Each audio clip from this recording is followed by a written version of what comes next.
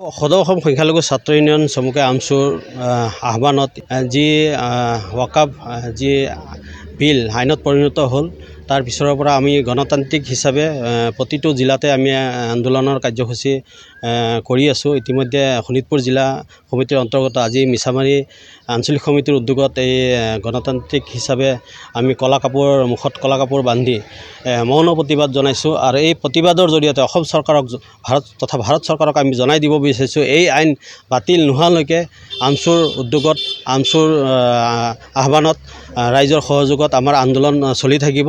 আৰু এই আন্দোলন আমাৰ শেষ তেজ থকালৈকে আমাৰ আন্দোলন চলি থাকিব।